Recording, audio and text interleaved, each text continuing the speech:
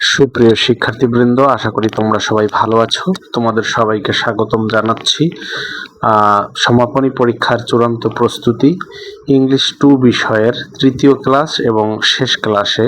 তো আজকের ক্লাসটির মাধ্যমে আমরা সমাপনী পরীক্ষার চূড়ান্ত প্রস্তুতির অংশ হিসেবে আমরা আজকের ক্লাসে শিখব কি কন্টেন্ট তোমাদের ইংলিশ 2 বিষয় রয়েছে, সেই বিষয়গুলো আজকের ক্লাসে বিস্তারিত আলোচনা করা হবে।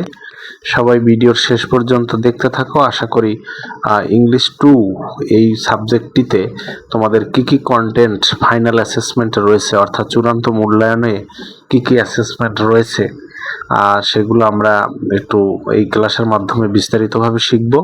তো চলো শুরু করি। দেখো তোমরা লেখা আছে, দেখো কন্টেন্টের নিচে লেখা আছে ফাইনাল অ্যাসেসমেন্ট। এখন এই ফাইনাল অ্যাসেসমেন্ট কথার অর্থ হচ্ছে চূড়ান্ত মূল্যায়ন।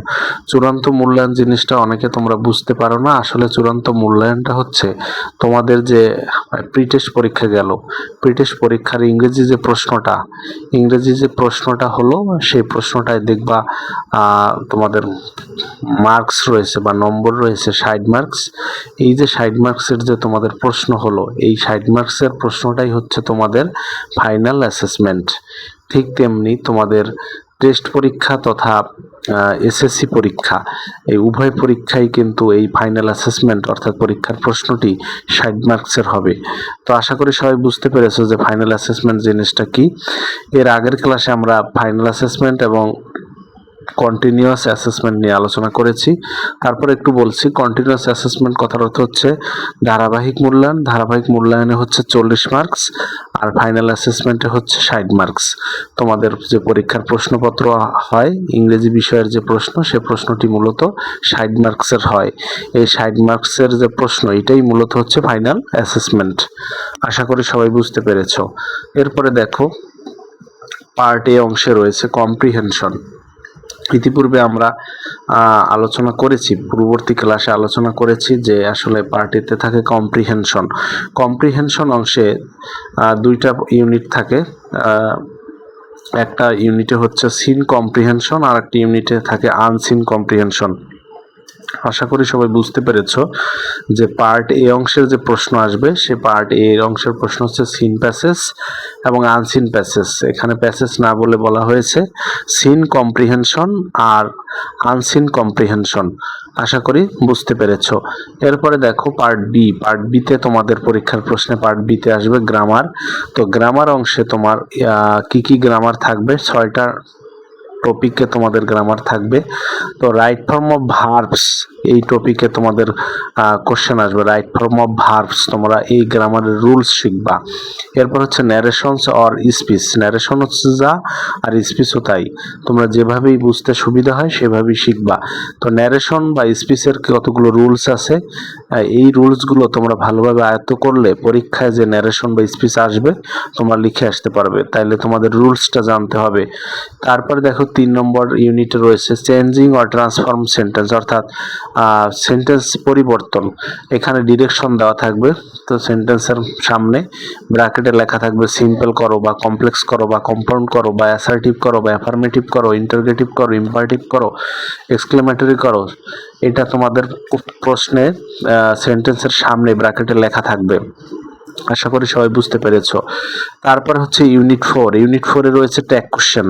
তো ইউনিট 4 এ যে ট্যাগ কোশ্চেন্স রয়েছে, এই ট্যাগ কোশ্চেন্সে মূলত তোমাদের কিছু রুলস আছে। সেই রুলস বা নিয়ম তোমরা শিখলে পরে কিন্তু তোমরা এই ট্যাগ কোশ্চেন অতি সহজে লিখে আসতে পারবা। এবং বলা হয়ে থাকে যে ট্যাগ কোশ্চেন অংশটা হচ্ছে তোমাদের গ্রামার অংশের সবথেকে সহজ পার্ট। তাই ট্যাগ কোশ্চেনের অল্প কয়েকটা রুলস আছে, এই রুলসগুলো এবং শর্ট ফর্মগুলো, অক্সিলারি ভার্বের যে শর্ট ফর্মগুলো, এটা তোমরা শিখে নিবা। তো এই রুলস এবং অক্সিলারি ভার্বের শর্ট ফর্ম শিখলে ট্যাগ কোশ্চেন তোমরা অ্যান্সার করে আসতে পারবে।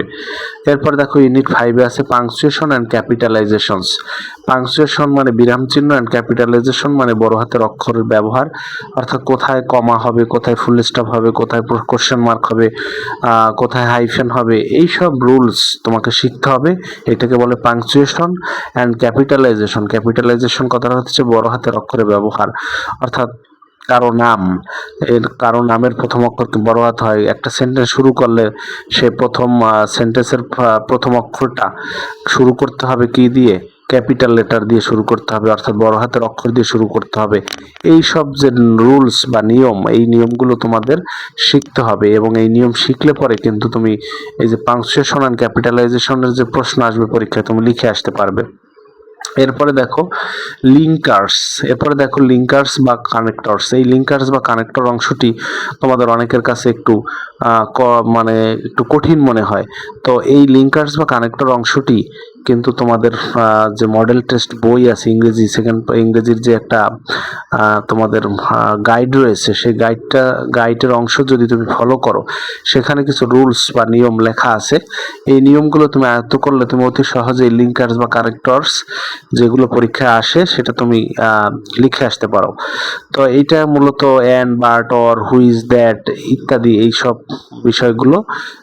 লিঙ্কার্স মানে সংযোগকারী বা কানেক্টরস মানে সংযোগকারী, অর্থাৎ এইটা তো একটু স্টাডি করলে বা পড়াশোনা করলে তুমি কিন্তু অতি সহজে এটা আয়ত্ত করে নিতে পারবা। তো এই মোটামুটি 6টি টপিকস হচ্ছে এই যে right form of verbs, narration, changing sentence, tag question, punctuation and capitalisations, linkers or connectors. এই 6টা আইটেম বা 6টা গ্রামার, 6টা টাইপের গ্রামার তোমাদের পরীক্ষায় আসবে। এবং সর্বশেষ পার্ট হচ্ছে পার্ট সি।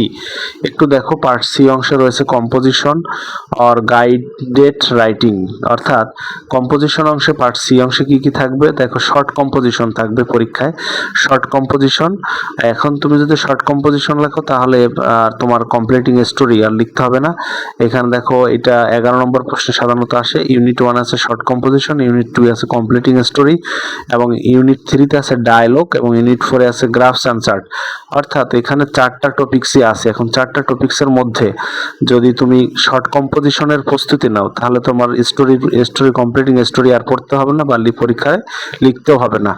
এরপরে যদি তুমি ডায়লগ লেখো পরীক্ষায় বা ডায়লগ পড়ো তাহলে তোমাকে গ্রাফ অ্যান্ড চার্ট এটা পড়তে হবে না, অথবা তুমি যদি গ্রাফ চার্টের প্রস্তুতি নাও তাহলে ডায়লগ পড়তে হবে না বা পরীক্ষায় ডায়লগ লিখতে হবে না। অর্থাৎ তুমি যদি কম্পোজিশন লেখো তাহলে স্টোরি লিখতে হবে না পরীক্ষার খাতায়, আর যদি ডায়লগ লেখো তাহলে গ্রাফ চার্ট লিখতে হবে না। তদ্রূপ যদি গ্রাফ চার্ট লেখো তাহলে আর ডায়লগ লিখতে হবে না। আশা করি সবাই বুঝতে পেরেছো।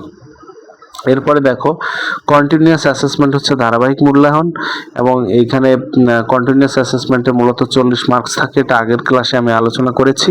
তো কন্টিনিউয়াস অ্যাসেসমেন্টটা কিভাবে হয় সেটাও কিন্তু তোমাদের আগের ক্লাসটি আমি বলেছি। তোমরা যদি কেউ না দেখে থাকো তাহলে আগের ক্লাসটি একটু কষ্ট করে দেখে আসো। আগের ক্লাসটি যদি দেখো তাহলে এই কন্টিনিউয়াস অ্যাসেসমেন্ট অর্থাৎ ধারাবাহিক মূল্যায়ন এবং ফাইনাল অ্যাসেসমেন্ট এই দেখো, ফাইনাল অ্যাসেসমেন্ট, এই দুইটা বিষয় সম্পর্কে একদম ক্লিয়ার ধারণা পেয়ে যাবা। তো আজকের ক্লাসটি মূলত এই কি টপিকস বা কি কন্টেন্টস তোমাদের পার্ট এ, পার্ট বি এবং পার্ট সি এই 3টি পার্টে আছে সেইগুলো সম্পর্কে আলোচনা করাই ছিল মূল উদ্দেশ্য। তো তোমরা যারা এতক্ষণ সাথে ছিলে এবং ধৈর্য ধরে ক্লাসটি দেখলা, এবং যদি তোমাদের এই ক্লাস দেখার পরে কোনো রকমের কোনো বুঝতে অসুবিধা হয় তাহলে আমাকে কমেন্ট করে জানাতে পারো। আমি তোমাদের কমেন্টের রিপ্লাই দেওয়ার চেষ্টা করব। তো আজকের ক্লাসটি এ পর্যন্তই শেষ করছি। সবাইকে এতক্ষণ সাথে থাকার জন্য আন্তরিকভাবে ধন্যবাদ জানাচ্ছি। ধন্যবাদ সবাইকে।